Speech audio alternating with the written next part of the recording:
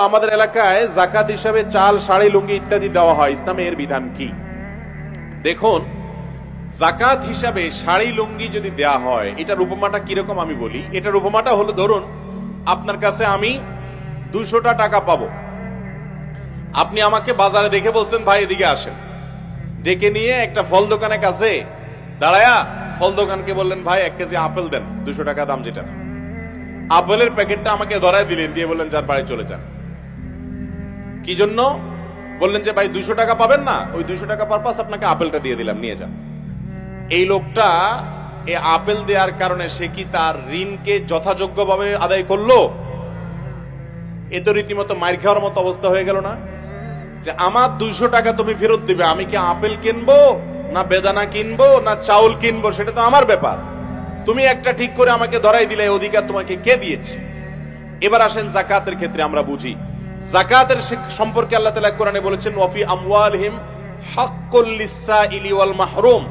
ধনীদের সম্পদে গরিবদের, অভাবী মানুষের, বঞ্চিত মানুষদের, যাকাতের হকদার যারা আছে তাদের অধিকার আছে, তাদের পাওনা আছে। সে পাওনাদার আপনার কাছে। আপনার যাকাতের টাকাটা এটা পাওনা। এই পাওনাটা আপনি পাওনাদারকে ক্যাশ টাকা দিয়ে পরিশোধ করবেন। তিনি তার টাকা দিয়ে কি কিনবেন না কিনবেন তার ব্যাপার, সেটা যে বুঝবে। আপনি তাকে ডেকে এনে বলতেছেন, ভাই আসো তোমার পাওনা পরিশোধ করব, এই নাও যাকাতের একটা লুঙ্গি, এই নাও একটা শাড়ি, ওই আপেল কিনে দেওয়ার মতো হলো। কথা কি বুঝাতে পারছি? আমাদের দেশের মতো পৃথিবীর আর কোন দেশে আছে কিনা আমি জানি না। এই দেশে কাপড়ের দোকানগুলোতে রমজান আসলে দেখা যায় একটা বিশেষ সাইনবোর্ড লাগে, লেখা থাকে এখানে যাকাতের শাড়ি লুঙ্গি পাওয়া যায়। যাকাতের শাড়ি লুঙ্গির পরিচয় জানেন আপনারা? কাকে বলে? যাকাতের শাড়ি লুঙ্গি বলা হয় ওই শাড়ি লুঙ্গিকে যেটা এক ধোয়াতে বরবাদ হয়ে যাবে, যেটা এক ধোয়াতে শেষ। আমি প্রায় চিন্তা করি, আল্লাহ যাদেরকে তৌফিক দিয়েছেন তারা গরিব মানুষকে টাকা না দিয়ে শাড়ি লুঙ্গিটা কেন দেয়? পরে আমার কাছে মনে হইলো এর অনেক উদ্দেশ্য থাকতে পারে, আল্লাহু আলাম। একটা উদ্দেশ্য এটাও হওয়ার সম্ভাবনা আছে যে শাড়ি লুঙ্গিটা সাইনবোর্ডের কাজ করে, টাকা তো আর সাইনবোর্ডের কাজ করে না। গ্রামাঞ্চলে যখন শাড়ি লুঙ্গি দিবেন, আপনার লুঙ্গি পরে পথ করে হাঁটবে বাজারে রাস্তাঘাটে, কে দিছে? অমুকে দিছে। এটা সাইনবোর্ডের কাজ করে।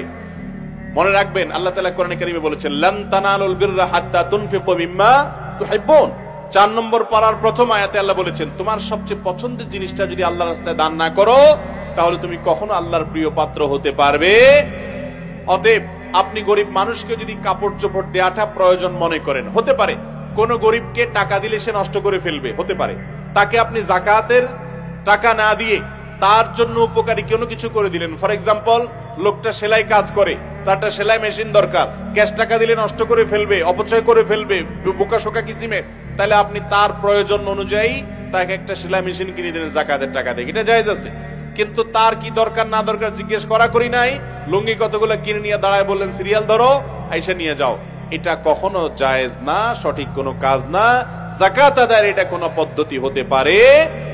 অতএব যাকাতের শাড়ি লুঙ্গি নয়, যাকাত আমরা ক্যাশ টাকা দিয়ে দিব, অথবা দরিদ্রের দারিদ্র্য বিমোচন হয় সেভাবে দিব ইনশাআল্লাহ।